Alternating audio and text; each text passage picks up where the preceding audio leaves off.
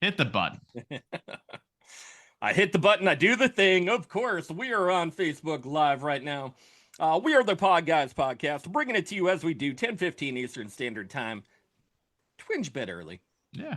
I'm Tony Kaz. Kevin Neary here. Of course, we have the ever-loving Picasso, the doer of all things amazing and profound.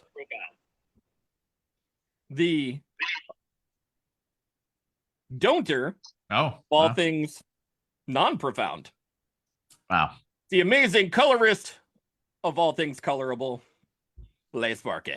Tony, I have a hunch you didn't write any of that down. I did not. No. And it's number 214. Sparky says hi right there, but to the non-viewing audience, Sparky will be drawing what we see. We're going to try to describe it. Tony will describe the pictures once we settle in on everything. Throughout the stories and what have been going on throughout the week, Sparky has actually been there like a fly on the wall, like a person in the corner who just blends into every background. Sparky has been there. And Tony, we have a special guest fourth square tonight. We do. Yeah. We are very blessed this week to have an amazing guest. Of course. Yeah, I know, Ryan. I know. You're saying to yourself, heaven sent himself. The amazing, the one and only Ryan Jones. Woo! All right. Ryan Jones. Thank you. Blessed, sir. Blessed. Ryan. Ryan is an enthusiastic personality and presence, of course, to make the world hear, know, feel what it is to be loved by God. Am I right there, sir? And standing at 6'9", by the way. Woo! You are a tall glass of water, sir. That's what I've heard. How many people have asked you if you play basketball? Everybody, so right? My day-to-day conversation is typically here it is. It's that do you play basketball is probably the last thing. The one that gets me the most is when people walk up to me and say, gosh, you're tall. Mm-hmm. And my response is typically, well, I woke up like this. I mean, this is what happens when you stretch. Yeah. Do you play basketball? How's the air up there? Those kinds of things. I've heard them all. You should give kids bad advice. Like, kids, if you eat candy every day, you can be this tall. I may start doing that. Just get down on one knee and be like, listen, ignore water, all of it. Orange juice, just soda. Just a little bit of product placement here. Some wild cherry Pepsi makes you tall. There you go. Happy Columbus Day, Ryan. Happy Columbus Day. I've been telling people, you strike me as a Columbus kind of guy. I forgot it was a holiday today. Everybody forgets it's a holiday until they get to the bank and they're like, what the fuck do you mean you're closed on a Monday? What's going on here? I had the one grocery store nearby, right? They said that they'll be closing 2 hours early for Columbus Day. And I'm going to give it up to their employees on that one. I don't know how you fought for that, guys, but my hat's off to you. Get these Touche. So what do you do if you close 2 hours early? What kind of celebration do you have? I'm guessing there has to be a cake, right? There has to be a cake because Columbus was it was a very interesting story where he went to. This is the reason why I eat my pasta. There he goes, right out of the can. Just cracked it open. Right out of the can. About it. Wow. Jeff Boyardee. Oh, amazing. So the play-by-play, just quick summary of Columbus and Columbus Day. Columbus went to Italy one day, and that's where he's from. His real name was Christopher Colombo, and then he Latinized it by calling it Columbus. And so he says, hey, Italy, I got an idea, and pitched them his idea. And Italy's like, no. And so Columbus followed up by saying, well, do you know any country that might want something like this? And Italy was like, maybe Spain. Yeah, probably Spain. So he went over to Spain, and Spain was like, okay, we heard your pitch, and just one thing. I think you're going to need 2 more boats. Like, what the fuck? What the hell? So I've said this many times. Tony's heard me say it. This is our mountain. The Spanish do not get enough credit for being crazy bastards. They do not. All of South America, the whole continent, didn't speak Spanish till Spain. It's true. Including the Philippines. They went over there. That's a long boat ride. That's a long plane ride from California. That's a long plane ride from Pennsylvania. You're taking a boat from Spain with weapons? Holy shit. What's firing these people up? Right? The whole way. What kind of boat songs do you have to sing on the way to the fucking that's got to be a year, and they weren't even successful the first 7 times. Holy shit. Wow. Yeah. Columbus bumped into an island, and he says, "Hey, aren't you guys Indians?" And they're like, "No." He's like, "Okay. You are now." No. I'm here for salt, pepper. He came with the grocery list, and they were like, "Oh, well, we ain't got any of that here." He's like, "Okay, plan B. Get in the boat." Genocide, oh plenty. Yeah. And they're like, "Okay, cool. Where are we going?" He's like, "I don't know. You're rowing, though." Jesus Christ. Wow. Yeah. You learn something new every day. So you see, I tell people all the time, I want to be a lifelong learner. So I just learned something new today. Oh, yeah. Ryan, It's Ryan, I hope you are strapped in, sir, because this is only the tip of the iceberg as far as it comes to Christopher Colombo. But so Ryan, once he actually took prisoners and took and genocide. Clearly, he created a genocide of Indian culture. He went back to the Spaniards, and they said, "Well, this is what I found," and they gave him 10 more boats. Yeah, he was like, "You're right about the 3 boat thing, guys," and they're like, "Cool, more boats then, right?" He's like, "I guess we already did it. Yeah, let's keep going." But they gave him a day, and now it is a shared day with Indigenous People Day. So they got both things going, and it's because you never want to leave them out.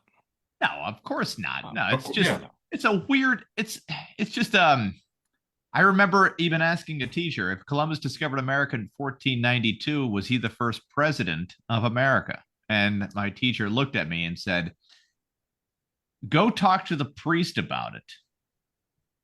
So I did. And the priest put on Barry White, started lighting some candles, and taught me a little bit of history. Let's get it on. That is not Barry White, but good reference, "Can't get enough of your love, babe." He's like, "Well, actually, it's misconceived." I'm like, damn, this guy's got a hairy chest. So that's a nightmare. That's a nightmare scenario right there, but that's all right. So 3 decades, it says, for over 3 decades, people have allowed themselves to be inspired and transformed by the words of Mr. Ryan Lamont Jones. Oh, he's been a profound spiritual leader and acclaimed empowerment legend. His approachable and humble 6'9" stature, as well as his charismatic, contagious, enthusiastic personality and presence, make people take notice. This ordained minister has over 15 years' experience as a dynamic, nationally respected, award-winning, highly sought-after, certified speaking professional. Woo! Improvement specialist, transformational trainer, on-air radio personality, and an author, Ryan has a mandate, message, and mission to educate, elevate, and empower all those who hear him and take the challenge. Holy crap. All right, now go Ryan. Yeah, he's been named one of the top 25. Didn't crack the top 20. That's okay. Speaking, shaping this. I want to meet the people that beat you, Ryan, on this one, because I think they're fucking liars. I'm guaranteeing they're liars. Of course. I've seen people pay their way to the front of the line. You didn't just, it's bull crap. The TikTok has popped up before saying, "Hey, you guys want 10,000 extra views for $10? Dude, you TikTok, you're making bucks. I had 6 this week. Ridiculous. It says that you've traveled extensively across the country, empowering individuals to behold, the best, blessed, first-rate, valuable version that they are crafted, created, and constructed. Can you lay on some specifications of all that? That's a mountain to climb right there, Ryan. So at the end of the day,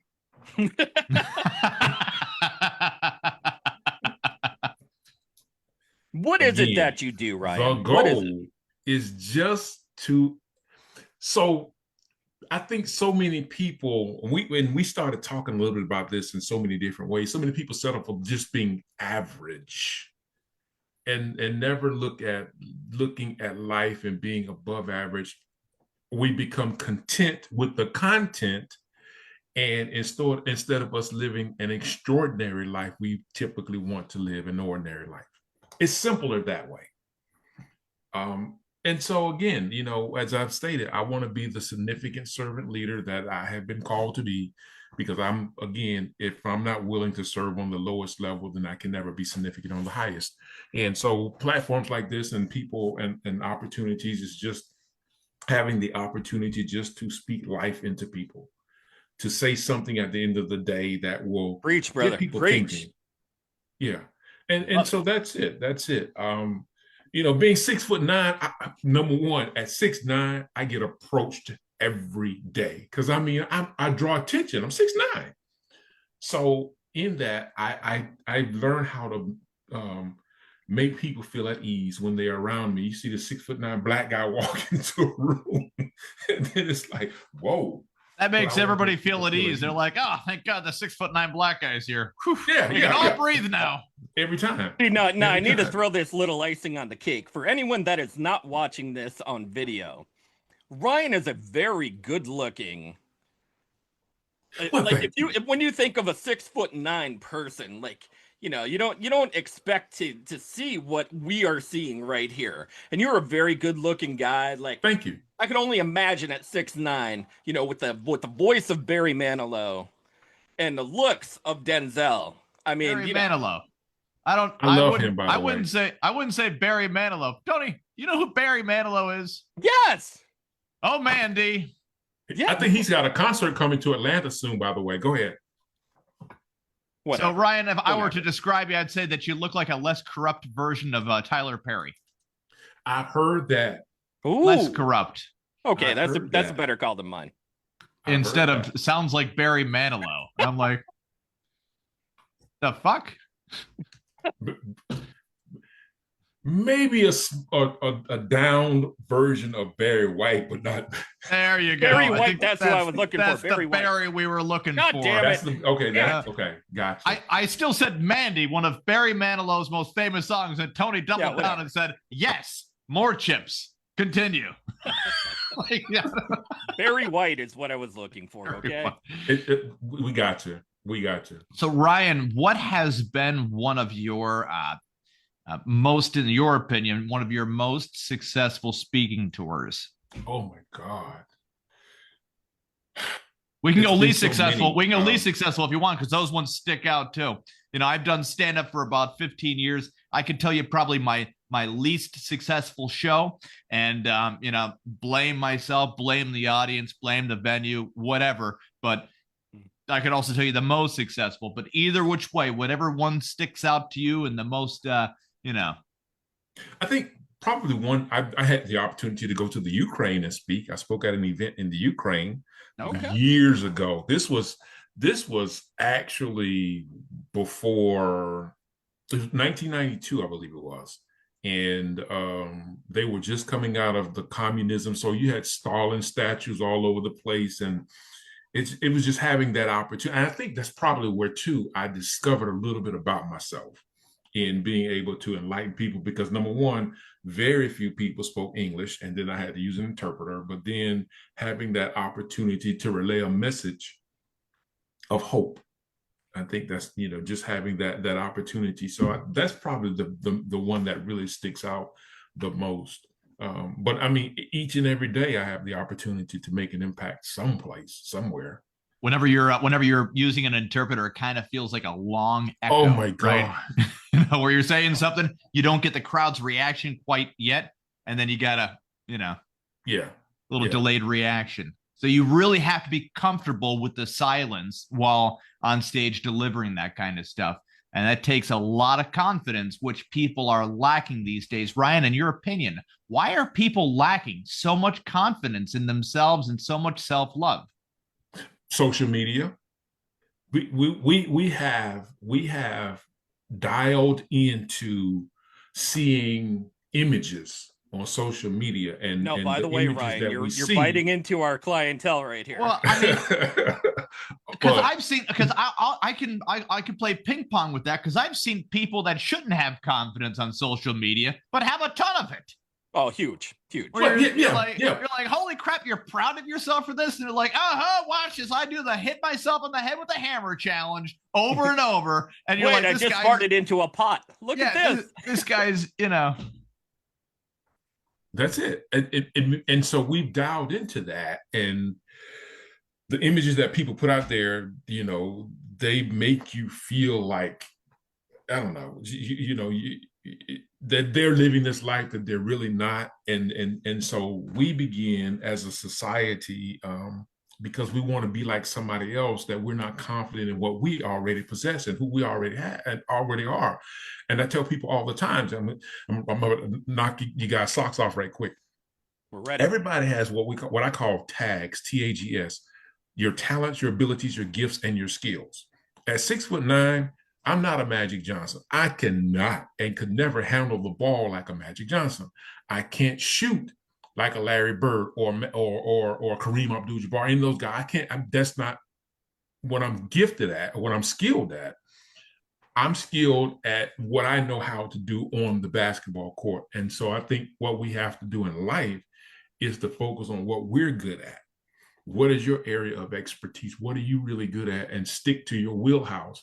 And then if you stick to that I think helps build your confidence, because you know exactly where you need to be and you're operating in that area that you need to operate in. And so some people actually react differently as well when they see somebody having a lot of cool stuff. Some people react like, oh, I'll never have that. I'm not as good. They'll kill themselves about it internally.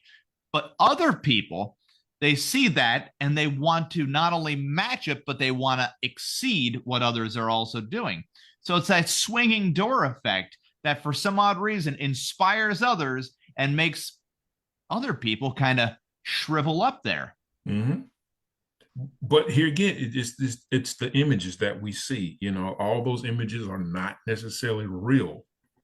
And the ones that are real, you don't know what a person had to go through to achieve those things.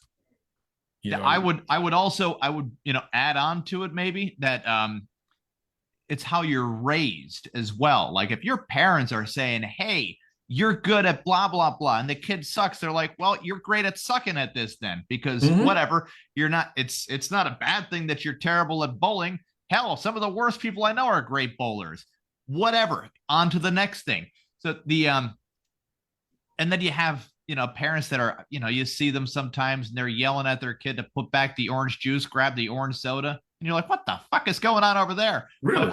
Yeah, every Walmart I've ever been to, there's been some child being screamed at and the kid's got the right idea. I saw a kid the one time, he's grabbing a whole bag of apples. He's telling his mom, he's like, can we get this? She's like, no one's going to eat that. Put it back. And I'm like, holy crap. What the hell happened to this world? But wow. I have to get the hell in there and out of there, because it's kind of like holding your breath, bite your tongue, holding your breath. It's like trying to live underwater for a little bit. You don't want to be there for too long, because you can't be there for too long with the overhearing of poison being given to these kids verbally. By their own parents that are supposed to be building them up. If you're going to have a kid, naturing. Exactly. If you're going to have children, right, and you decide on that, you want to make sure that they're raised in the best household possible, to give them as much confidence as possible as well. And this the perception is people have only so much patience. They get a little bit of bang from their photos on Facebook and all that nice stuff, but then when it comes down to the reality of dealing every day with their children, man, they want out. They want out so bad. And then the ones that truly want in, well, now you have overreach programs where you have child protective services really just in the wrong areas because they don't want to go to the actual wrong areas because there's more paperwork over there. But let's go to the ones where there's just a medium amount and go knocking on some doors and popping into some houses, disrupting the natural flow of people. And you got doctors working for pharmaceutical companies constantly trying to poison the kids with whatever they can give them, as far as Ritalin in the schools, as far as fucking any kind of psych medication to kill any personality or spirit that's ever been driven up inside of them to have. So this leads to detached emotions. And then everybody's wondering, why are there so much violence in schools? It's because you're not allowing the normal flow of emotions to happen between one person to the next. You're blocking all these emotions until they finally just explode into what we see as far as the violence with school shootings and excess bullying online. And, self-inflicted wounds, suicide rates are up per capita, not just because there's more people, but per capita every year. And we also have more of these people on antidepressive medications, but somehow the antidepressive medications have a side effect called may commit suicide. Thanks for the pointing there, Tony. You're like one of those videos where I see people fucking pointing up into things. Yeah, I don't get it. But Sparky's got something there in the big board that's more important than all of that right now. He was somewhere doing something and flipped that board around there. Sparky, we got something going on. What is it? Hey, are you the guy from Happy Gilmore? Do you think I am Carl? Why, yes, I am. Where is the wooden hand? He's saying that you kind of look like Chubbs from Happy Gilmore. Ryan, have you ever gotten that or no? I've not gotten that. Man. Or she go in with the fake hand, like tucked in the arm. And it's all like, in hello, the everyone. It's all in the hips. As a matter of fact, I need to see the second one out. I think that there's a second one out right now. It wasn't very good. You do not need to see that. Okay. Yeah, you're right. Okay. That makes everything. If you've seen the first one, you've seen the second one. Okay. It's actually worse because you're actually attached. Okay, so the first one, they didn't have a whole movie where Happy Gilmore talks and gets along with his dad, right? For you to get attached to the character that much. It was just like a quick dark joke where, oh my God, his dad dies. And now he goes to his grandma's house. So it's quick cut to it. No dialogue between it. No, nothing like that. In the second one, spoiler alert, his wife dies. Now we know her from the first movie. She still could have been in the second movie, but bam, they kill her off with a golf ball that he hit. And it just felt very forced and formulaic all around. Okay. Chubbs, by the way, had a kid who has his hand also out. Carl, exactly. So they took the same character concept and changed zero about it except the name. And now he's a son of the old character. Haley Joel Osment was in the movie, and I'm not really sure why, because the plot was just awful. Adam Sandler was either forced to do this or Netflix was like, hey, we're going to need more money. And he's like, okay, cool. I got an idea. Rob Schneider was in there to just reprise a role of the You Can Do It guy from Waterboy in the Happy Gilmore universe. It was just, it was something not worth watching. I had to sit down. It took me 4 days to watch it because I shut it off that many times. Oh, wow. It was that bad. And I really gave it a chance. I gave it like 20 minutes and I'm like, boom, I'm out. And then another 10 minutes, fucking out. And it's not even good background noise because by the time you look at it, you know how you can put on like 2.5 Men and it be background noise, which ironically is the amount of men that Charlie Sheen claims to have sex with now, 2.5 Men. Just doing that whole thing, where he's like, I just figured, hey, I'm at the wrong orgy, but why not? I like how it's 2.5 men. 2.5, yeah. I caught that. Yeah, that other half a man, he was once a woman, so it kind of counts as half, So they were doing the math, politically correct, Tony. I'll have you know, it was LGBTQ approved. Stamp it. Anyways, they approved it. You know what I want to hear about? Ryan Jones, your book.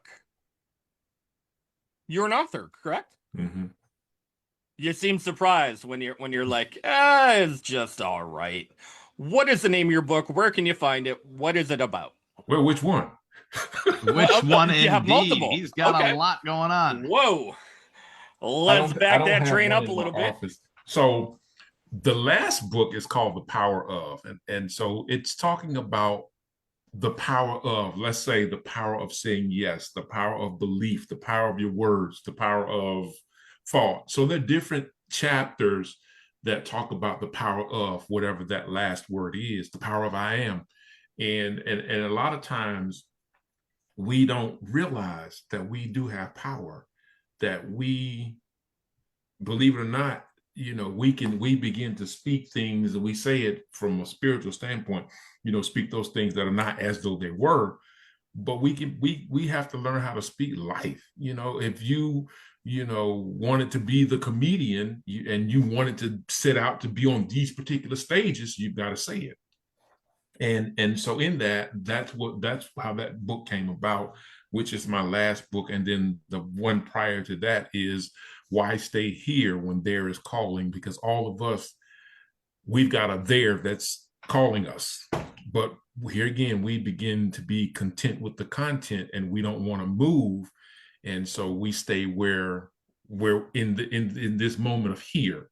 And the last example I give with that is, as I always tell people all the time, what you have to do. When we were in school, the teacher calls the roll. Mm-hmm.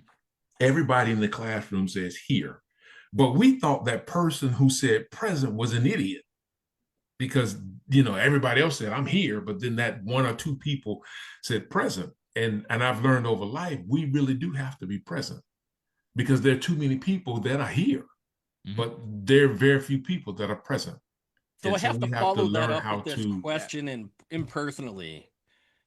What do you think as far as technology and the fact that everyone needs to not necessarily not be in the moment, but they choose not to be in the moment? Mm-hmm. So people who are at concerts, they're on vacation, they're out hiking somewhere, are spending way too much time on what other people think where you are instead of living in the moment and being where you are. Mm-hmm.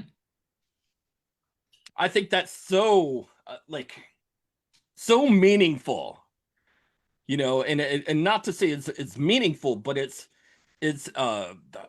prolific. Like, it's a prolific statement that you just need to make in your life. Just be in the moment. Don't worry about what other people are thinking, where they want you to be.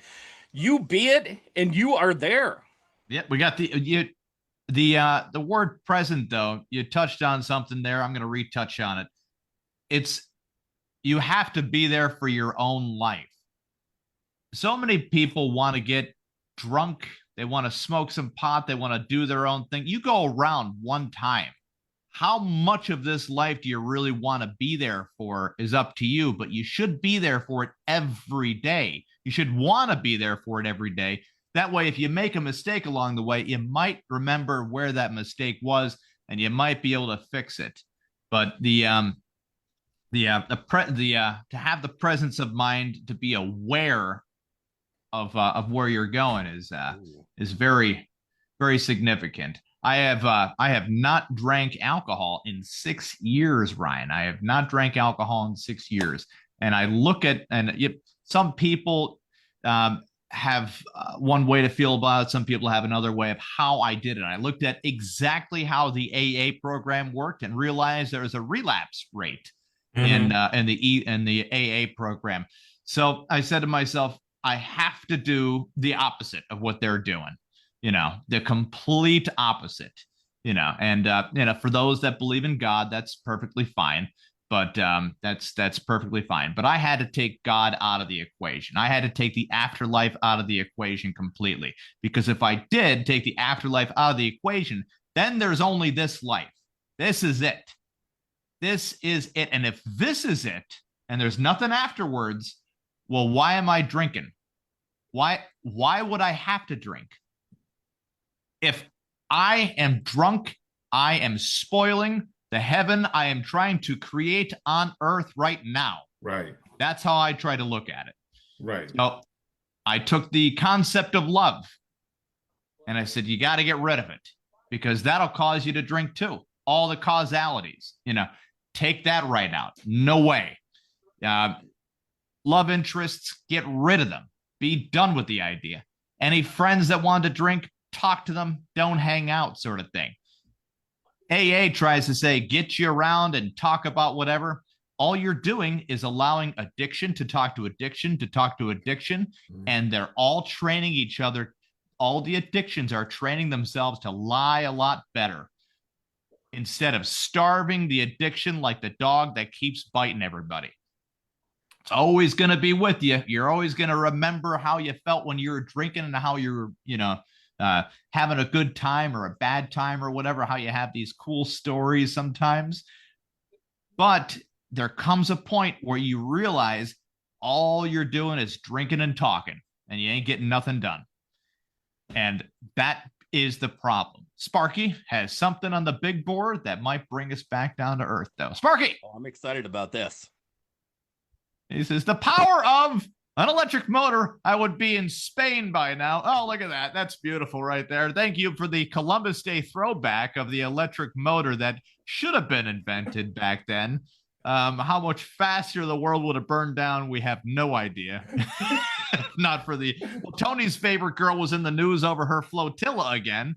She had a cornucopia of flotillas, and they all got arrested about 2 weeks back. Now, Ryan, I don't know if you know who Greta Thunberg is.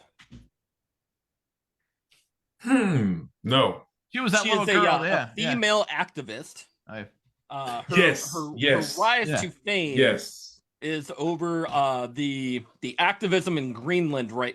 At that point in time, where she was trying to stop oil companies and deforestation and all that other fun stuff that comes along with the, not to say with progress, but with, what was going on. So she decided a little while back, she got a phone call and she was like, hello, who's this?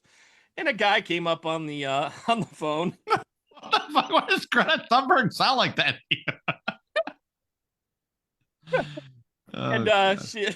She said, who's this? And he said, hi, my name's Bob. I'm doing a flotilla to the most wonderful places that you could ever imagine, the Gaza Strip. Oh. You're right, Ryan. You're right when you say, ugh. Yeah, it's one of those things that are never a prize on Wheel of Fortune. Trip to the Gaza Strip. You're like, whoa. Yes, can I you're go the winner. Holy shit. Wow. You're the winner of a flotilla filled with 23 horny, unadulterated men on a ship with one woman. 23 men to the Gaza Strip. Screaming at you, saying they're the captain now. What the hell happened this world? So needless to say, she went to the Gaza Strip on this flotilla of love. Flotilla of love. And there it is. When the flotillas are rocking, you better not come a knocking. It is energy. It is more energy efficient than a sailboat. True. Okay, because flotillas use the same wood to flotilla themselves over. So no extra cotton or seed is used. And people were telling Greta, they said, hey, if you're so cool about the environment, why are you taking planes places? And she's like, oh my God, you're right. I'm a hypocrite. And they're like, yeah, now shut the fuck up. And then she's like, no way, and got put out her parade of kind of like a Craigslisting, looking for men to help build me something hard with wood, is what the thing said. And you wouldn't believe how many people are ready to volunteer to help a 19-year-old who looks 12. 30-page Reddit section. She looks super young. And a lot of people came to her door expecting to see Chris Hansen, I'm sure, maybe, but they were like, oh, it's a real boat. Well, I guess we're doing this then. So they take this party boat, Ryan, and they cruise to the Gaza Strip, where they became captured. Yeah. Bibi Netanyahu was just like, what? And they were like, no, it's a real thing. He's like, okay, so we can bomb them. They're like, no, it's a little girl. No. You probably just arrest them. He's like, but murder? And I know. It's kind of your thing. You're kind of like the Jewish Dick Cheney, but it's a it's a whole other subject right there. So they arrested her and her friends. Did a perp walk, and they said, don't come back here. That was 1 month ago with one flotilla. Now they have had 15 flotillas coming down there. 15 of them coming down there. One of them that they've blown up. One was blown up. One was blown up just because they were like, whoa, what did we tell you last time? You need to have one example. Yeah. That's all you need. Greta got deported again, and now after the Gaza Strip, whatever, the Israel-Palestinian conflict has come to a slight ceasefire. Greta Thunberg has come out and said it was because of her flotillas that there was peace, not because everyone decided to just take the money and hit the sell button on whatever they were making off the war. But now, Ryan, you may be thinking to yourself, how was she treated while she was in this country? And the answer is not very well. No, not very well at all. Nope. She was fed rations, and she was mistreated, and there were roaches everywhere, and she barely got any sleep while being detained, and she was questioned uncontrollably. A lot of questions. Yeah. All the questions. Especially when, if they're saying it in one language and she's saying it in another language. I mean, you're not going to get each other's answers one way or another. But yeah, it's that's Tony's favorite word to say for like the last year. Is flotilla. I swear I got the call. I'm at work and he's over there. He's like, yo, so you wouldn't believe this.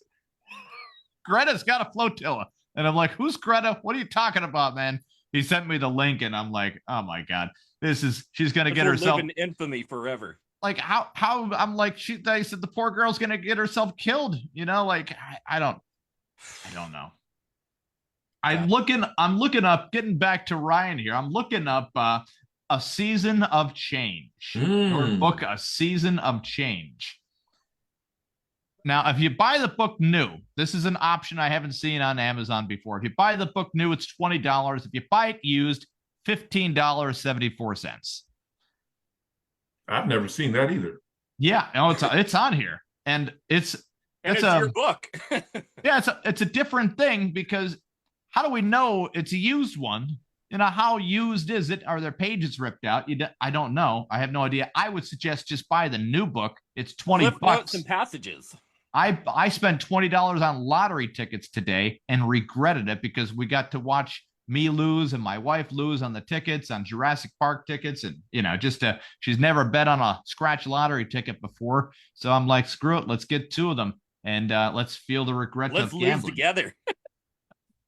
A Season of Change. Can you describe it? Because I'm reading the back of the book, but I think that you might have a little bit more insight on what you wrote the book about and what people have taken away from it. There are 2 reviews here that I can read real quick for you. It is a verified purchaser from Amazon. They wanted to be remaining anonymous. It says, Ryan has a way of expression that is beyond any that I have read. He speaks to the heart and soul of the reader. It is truly worth the purchase and the read. 5 stars. They give it awesome and amazing. And then another Amazon customer, another 5-star review here. This book was inspiring and definitely provides insight on what change can do for your life. Oftentimes, we allow our circumstances to determine our futures. When you know the power you possess within and how to use your tags, talents, abilities, gifts, and skills to benefit others, then you know that you are able to take off the limits imposed and live a life of abundance. This is a great book for self-assurance and self-awareness. So they not only took a lot, that was from 2020 right now. This is a time, 2020 is when you can actually sit down, read a book, wash your hands, get back to the news, and watch people talk about the big bad wolf of COVID at the time. where you're like, what does the wolf look like? Ah, well, it's weird. It won't go in this county. This line it says no to. But this one, the disease stopped. And, the population is whatever. It's like, oh, my God, guys, you're terrible at lying anymore. It's like watching someone who used to be really great at something. And then, like Tiger Woods, where you're just like, my God, Tiger, you're playing golf like a person who's just had sex with Denny waitresses. What the hell is going on there, man? Why are you walking like you have gonorrhea? I mean, maybe, and then steroid scandal, all the good stuff right there. But Ryan, what is your take on your own book? I'm sure a lot of people who have purchased it would love to know. A Season of Change was written really because again, we all needed change. We all needed to do something a little different. Mm-hmm. The book was probably this thick when I started it. And I ended up getting about, I think it was 80 something odd pages. I think that's what it was. But really, how do we go through life and how do we affect change in our own life? Because we got change going on all around us, but a lot of us are not willing to change within. And so that was the book that just, it's a variation of different things in there. Off the top of my head, one of the chapters, because I've written so much stuff down, was talking about living your best, your bigger, better, bolder, brighter, badder, something life, and how do you do that? And it's just really having the opportunity to really make a change within, as we continue to change, around in society. Like I said earlier, I'm a lifelong learner. I want to, and that's bringing about change is, how do I become a better version of who I was yesterday? To sum it up, it's very well put all around. I mean, 2 follow-up questions for that. Number 1, let's go to the board with Sparky because I want to see what he has. I want to see what he has up here. He's on fire today, by the way. A Season of Change. Can I use salt to pay the toll on the Ocean Turnpike? How dare you! How dare you! Oh, Greta. So here's how you do that. You have to pull the salt from the salt water. That's true. That's a desalinization right there. Desalinization. Yes. Yeah, they had that idea in San Diego for California to never have any worries about droughts. And at the time, Governor Brown said, no, let's try to negotiate a better price. And they were like, oh, so no, this is the price. And they're like, let's not do it then. And then the same salinization plant contracted everything to a little country called Saudi Arabia for their new projects in Dubai.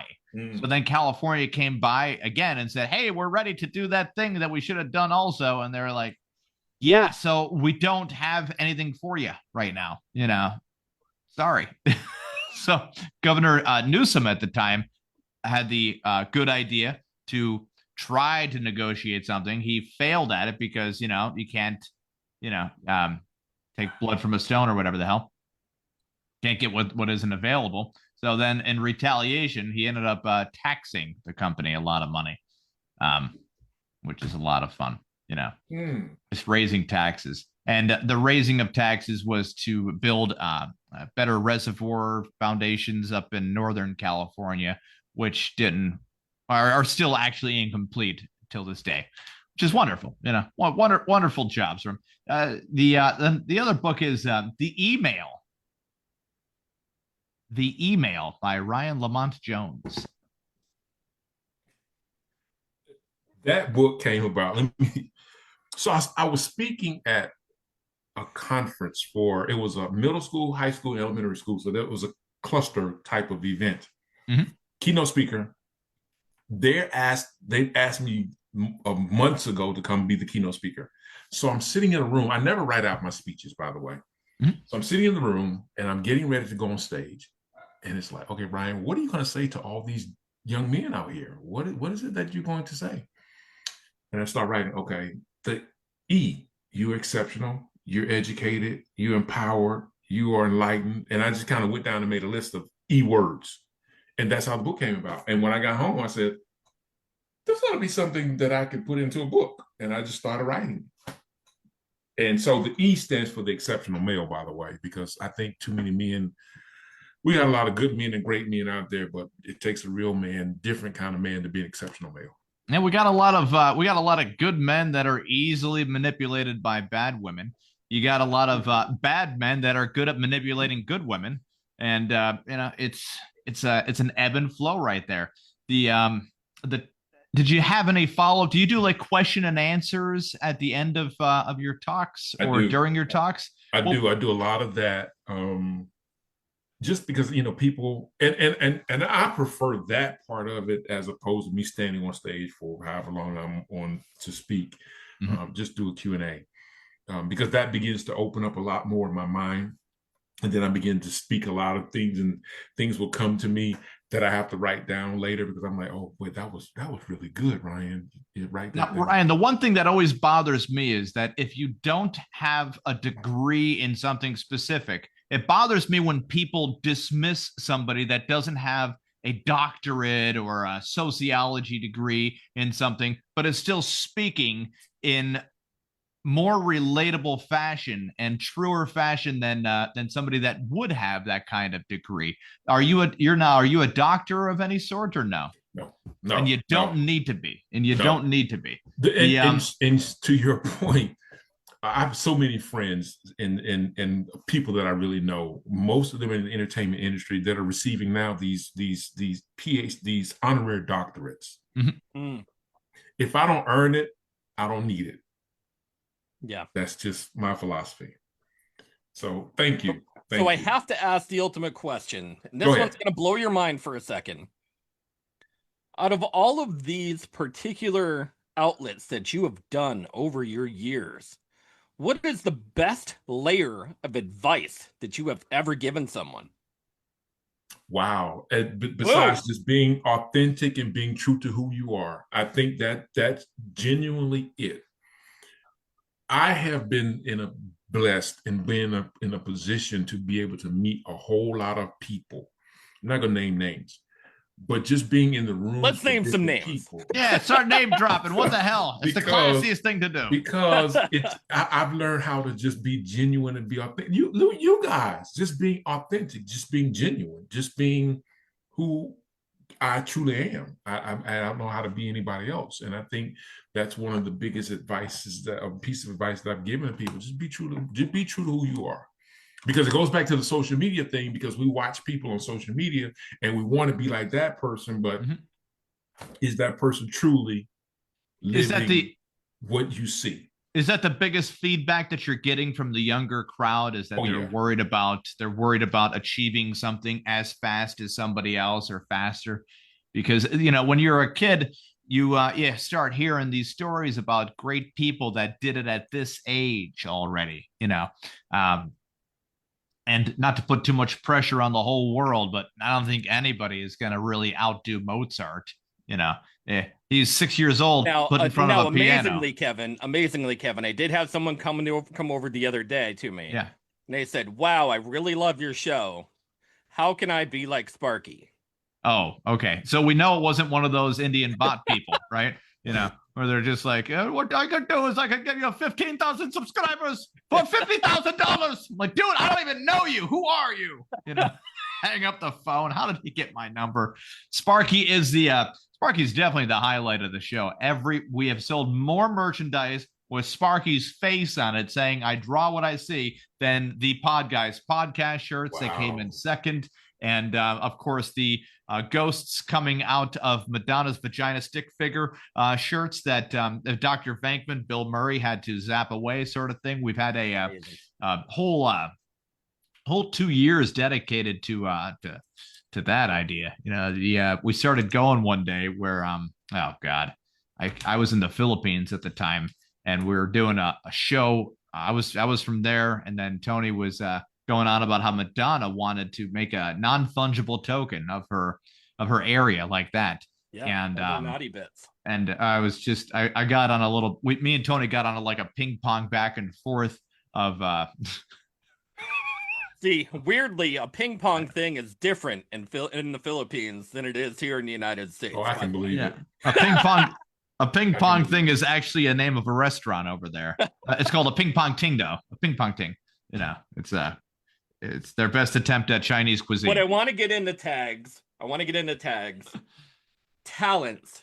As far as your talent, what would be the one thing that you would tell somebody to find what they love, of course, and to make that into their talent? Is it the love of the game? Is it the love of whatever they're doing? Is it because everything takes practice. We have not become a great podcast, because of the way that we happen to ask questions over years and years and thousands of entertainers that we have talked to throughout our plethora of years here. Well, we've pissed some people off too before. Oh, Trust me on yeah. that. I mean, So, it takes time and it takes energy and it takes patience. And I think patience is the number one key ingredient. But what would you say about that, sir? It does take patience. It takes a lot of patience. One of the things that we have to really, I guess, hone into and tap into is too many people spend too much time giving 1% to 100 things, as opposed to giving 100% to one thing. If we did that, we begin to tap into what we're really good at, your tags, your talents. What are you really good at? If all of your bills are paid and you don't have to worry about anything and you got the money that you need, what would you do for free? Ooh. What would you do for free? I mean, technically, if people are meeting their bills, right, with the paychecks that they're bringing in, they're doing what they're doing for free. Yeah, everything that, True. But you so just imagine you're covered. What is it that you get up every day and you do that for free? And so when you start beginning to answer those, like I've been doing public speaking. I've done so many public speaking events for free, but I had to build my brand. And now since COVID, I don't do as many as I used to do because COVID just kind of changed the game for everybody. But that was it. It took me some years, patience, Tony, as you said, to build my brand, to be able to go out and to have people say, "Hey, Ryan, we want you to come speak for this event." And so it's patience. It takes that patience. But if we focused on that one thing and gave 100% of effort to it, you begin to see your life going in a different direction. Did I give you another book idea, by the way? You did. You really did. There it is. Patience. Do it up. Put Tony's face on the back of the thing, it'd be like, the this is cover. Yeah, the back of the cover, and be like, this is Kevin cover. happens to ask a question. And we haven't done this in a while. Because we haven't had such a superfluous he's been waiting for that word. Amazing guest like yourself. Thank you. In a while. We've had our guests, we've had some crazy guests, we have some great interaction, some great banter. But Kevin has a question, and it's an amazing question. Ryan, would you consider being on this podcast the peak of your career? The answer would be absolutely. I knew it. This is it. Welcome to the top of the mountain, Absolutely. Motherfuckers. We're here. We are here. We're doing it. See? This is peak time. So many people say no, and they're a bunch of nobodies. We knew that the only people that actually say yes, we know that the only people that actually say yes are the people that are always doing stuff, because every day is the peak of your existence. Am I right? You're absolutely right. I love it. Ryan, where will you be next? Where will you be speaking next at? So there's an event here in Atlanta called the Peachtree International Film Festival. Oh, that's a mouthful right there. Peachtree International Film Festival. Yeah, from my understanding, it's a big event. They've had actors and entertainers and producers and directors coming from all over. So there is a panel on Saturday. It's called Cigars and Success. I don't smoke cigars, however. But you have had success, sir. What's that? I said you have had success. Yeah. So I'll be there Saturday, and I've shared with some of the guys that are on the panel that I would come by early Saturday, because typically I would just go do what I do and then I'm leaving. But I said it's a big event. Everybody's been talking about it's a big event, and there's another one here, some kind of other film festival that takes place in this Bronze Lens. I think that's the other one. And they've just been two big events here in Atlanta when it comes to film and the filming industry. And there's several studios here, of course. It's just, and you just never know who's going to show up either. Atlanta's a very big city. It's bigger than it gets credit for sure. Oh, yeah, absolutely. It's because when the big cities get mentioned, bigger markets, they talk New York City. New York City is packed in one spot. Atlanta is packed and spread. LA, I mean, there's like 9 LAs though. You go to Los Angeles, there's just like it is a very big area, a lot of highway, just a lot of highway, a lot of places to live if you're homeless, right on the street. Just puke shit wherever you'd like in San Francisco. Do whatever you want. Don't feed the homeless though. They have a law out there. Do not feed the homeless. Another law, kind of weird. You are encouraged to feed zoo animals. Fucking weird, right? You can feed zoo animals, but a human, don't do it. I'm guessing the zoo animals are more trained than the humans. They might bite the food out of your hand, then you got a disease going on. And as Carl Weathers would say from Arrested Development, and then we got a stew going. Yep. Love that show. So are you an actor as well? No. I tell people all the time I'm not in the industry.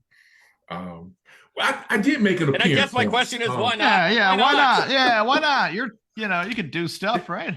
There's a guy here. Oh, Scott's last name. I can't think of Scott's last name right now. You should be the 6'9" guy. A perfect sketch for you would be a 6'9" guy that has never heard of basketball, but has blinded himself from it. Like, oh, did you play basketball, sir? I don't know what that is. Yeah, I know. Yeah, fucking and then he'd tell people, no. Yeah.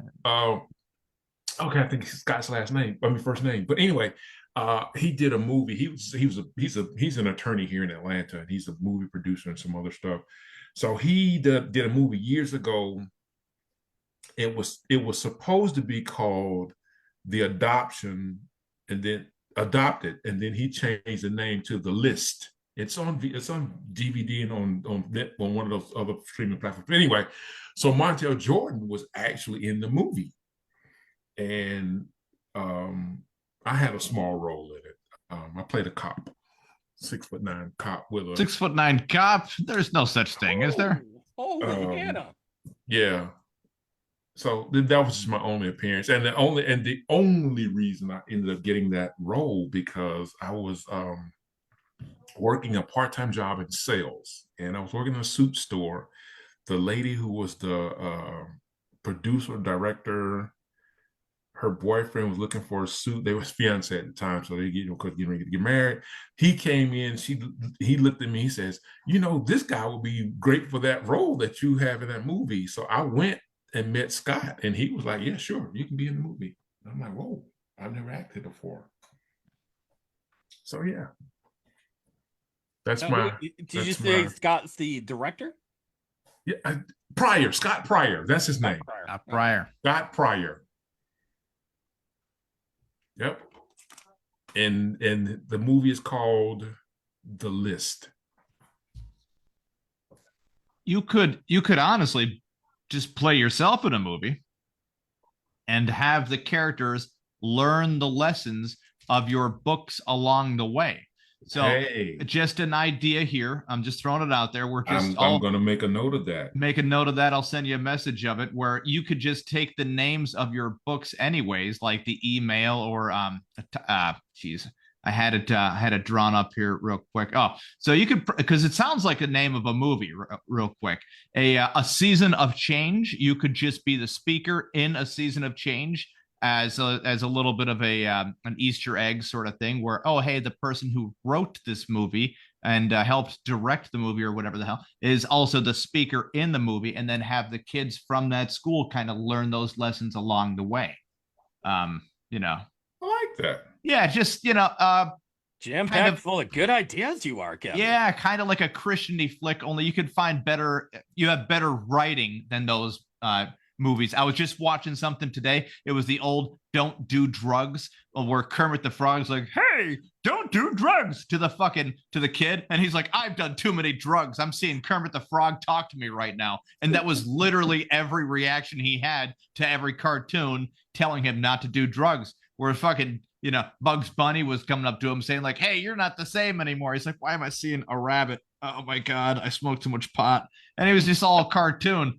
And, I was high on shrooms right now. Just doing a rewatch of it. And I'm thinking it had those old Reagan-esque, like, just say no. It's like, okay, cool. So what if, throwing it out there, you were kidnapped and drugged the whole time and now you're addicted to those drugs? Oh, well, I guess no still. All right. Well, we come from different places, guys.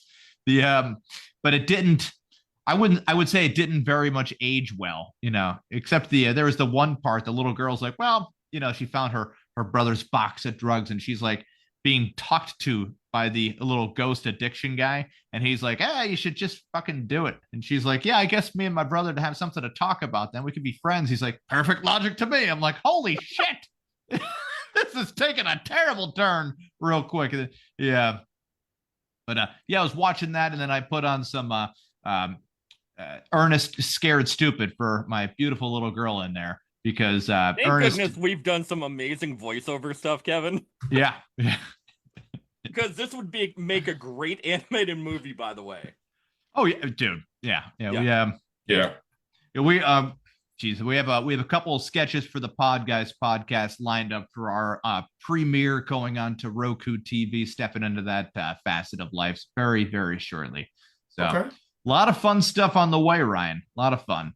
But no, seriously, your books seem to have a very good message, wholehearted, and that's one thing that's missing 100%. Home Improvement, the old TV show, is now counted as a very wholesome TV show. But when growing up, you're like, whoa, a guy is getting fucking nailed to a board here. Right. That's not how is that wholesome sort of thing where, it's, but your whole, I don't think so, Kevin. Well, yeah. But your book concepts, in my opinion, have a more wholesome approach to life and individual empowerment that really should spread around more. And the worst case scenario, you make the whole movie and it gets chopped up into a bunch of TikToks. People still find out about it. And you'll have people say something stupid like, the book was better. Hey, fucking bring it. Cool. Buy the book. Yeah. Yeah.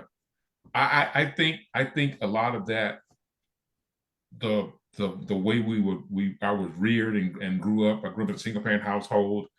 Mother never said go to college. She said get an education. Mm-hmm.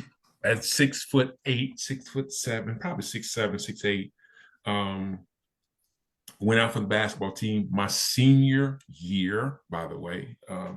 And I was on the bench, never played in the game, and ended up getting a full scholarship to attend college. That's crazy. Only because the coach from the schools, it was actually Morehouse College, and the coach was the football coach. He was walking through the gym and he saw us practice and he stopped and watched. And he said he came back to Atlanta and asked the coach about me. He said, I saw this guy in South Carolina that I think would be really good. And fast forward, I ended up getting a full scholarship to play basketball. Boom. Nice. Love it. And because I knew that growing up in the single parent household and not having, it was my mission and goal to graduate from college. So I did, and got a master's degree out of it too. So yeah, that's my story. So Ryan, we are going to wrap this up. This whole situation right here. You're going to leave us with some inspiring advice. What would your inspiring advice be, sir? My inspiring advice would be, number one, live your best life. All of us, again, are called to be the true significant servant leaders that we've been called to be. And with everybody that's listening, and everybody that's on tonight, you need to go out and live not just your best life, because too many people are talking about living their best life, but live your blessed life. Are you waking up every morning? Are you doing something that you love to do?